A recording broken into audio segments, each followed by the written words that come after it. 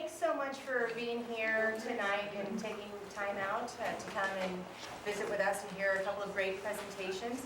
I'm Karshi Phillips with Senior Alternatives, and I certainly want to thank the Kensington for letting us host this event at their fabulous location here in Walnut Creek. We really appreciate it. Just a couple of notes here of what you're going to hear and who you're going to hear from. The first speaker is going to be Dr. Eric Freitag. He's a clinical neuropsychologist at the Mount Diablo Memory Center in Walnut Creek. He's going to be speaking on dealing with dementia, diagnosis, intervention, and care. And then secondly, we're going to hear from Janet Brush, who's the owner of Senior Alternatives Home Care and Care Management Service in Oakland, California. She's going to be speaking on using activities and pleasurable events to decrease dementia-based agitation. First up, I certainly want to introduce to you Dr. Eric Freitag. We're so lucky to have him in the community and certainly appreciative of his time to come and talk to us tonight and tell us a little bit more about what's going on with dealing with dementia. So, Dr. Eric Freitag, thanks so much.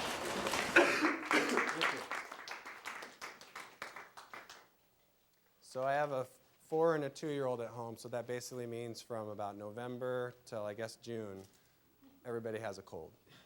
So you'll excuse me if I cough a little bit. I know the Dracula cough, so I won't get any germs on anybody up front. And I have some water back here that I might have to turn to and capture, and you can probably hear my voice is going in and out. But I'll do my best to project.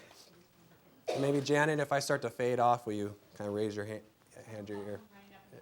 Yeah, exactly. Couple of just general housekeeping items. So what we're going to do is take questions at the end of both of our presentations for a couple of reasons. One, to keep with the continuity of our presentations. And then also, at the end of our presentations, CCTV is going to stop filming. And due to the sensitive nature of what we're talking about, some of you all may have some questions that are personal to you that you don't want to share with all of Contra Costa County. But hopefully we can keep them, you can be comfortable to share with just this small group here. So.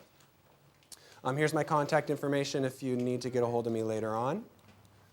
And so what we're going to be talking about today is basically 3 objectives. I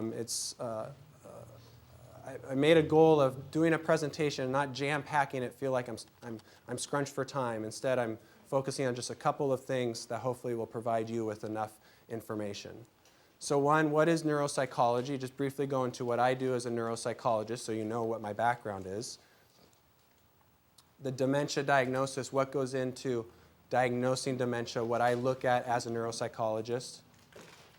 And then I'm going to introduce to you what I call the SHAPE model of care management. This is a model that I formulated that I'm going to share with you that will hopefully provide a framework of which to approach loved ones or persons that you know in dealing with dementia-type behaviors. So do we want to bring these lights down a little bit? Or go ahead. Maybe one on? That's a little better, huh? Okay.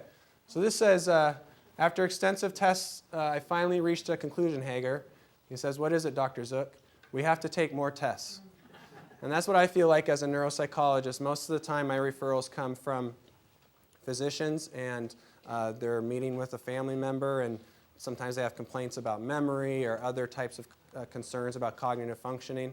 And that physician is effectively telling them this. Well, we've done some tests on you. We've gotten brain scans. We've gotten lab work. But guess what? You got to have more tests. And they send them to me, a neuropsychologist. And so what is neuropsychology? Well, it's a subspecialty of clinical psychology.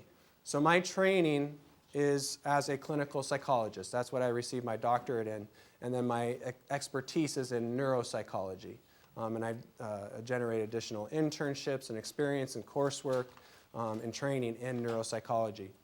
And that neuropsychology specializes in the diagnostic assessment and treatment of patients with brain injury or neurocognitive deficits.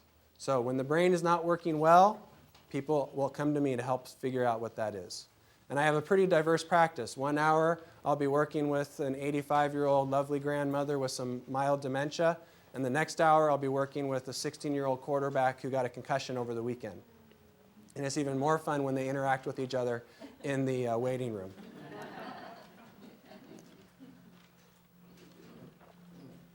The process involved is that first you have to have a thorough clinical interview. You have to get an understanding of the background of the person that you're assessing in order to tie that in with the test that we give of brain functioning.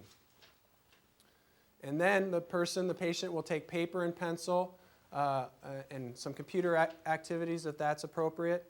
And these paper and pencil verbal exercises, they measure brain function, like memory, concentration, decision-making, problem-solving. These test cognitive functioning. Testing length will vary between 2 to 6 hours. Depends on the referral question. If this is a 40-something-year-old CEO, then the testing might be up to 6 hours because it's going to be pretty extensive, the information that we want to try and gather. If this is a 95-year-old elderly person, then obviously we wouldn't expect that they would be able to do 6 hours. Okay? We just would take it based on how much they're willing to do and able to do. So what do we look for when we do this testing is that the pattern of results can help us clarify etiology, can help us clarify the diagnosis. Alzheimer's has a very specific pattern of deficits on neuropsychological testing. Vascular dementia has very specific pattern because all the dementias affect the brain differently. So let's get into that a little more. So why is this necessary? Why do we want to do a neuropsychological evaluation as a part of a dementia type of workup? Well, first of all, there's over 70 different causes of dementia. All right? And there's unlimited medical and psychological causes for cognitive dysfunction. I always say the list is as long as my arm, and you can probably tell I have pretty long arms. So there's many different things that can cause deficits in cognition, and by having a comprehensive workup, we can start to peel those things apart. Cognitive screening instruments are too insensitive. So who here has been with a loved one or even yourself? You go to your doctor's office and they do a quick little 10-minute screening. Remember these 3 words, spell the word world backwards. Those are fine, don't get me wrong, as an initial starting point. But they are far too insensitive to diagnose any dementia. And you can pass those and still have neurological issues. So it's a false negative. Earlier the diagnosis equals best outcome for treatment. The earlier we can figure out what's going on with the brain, then either A, we can implement treatments to reverse it, or B, we can implement treatments to slow down the decline. It's kind of like a snowball on top of the hill. If you catch it up high enough, then you can do a lot to slow it down. But if you wait till it starts picking up steam and start picking up more mass, you can do very little to help slow it down. Good analogy. Thank you.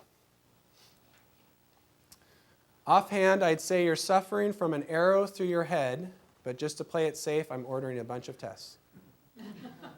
Again, maybe what our patients feel like. More tests? What's going on here? So let's talk about what goes into a dementia diagnosis specifically.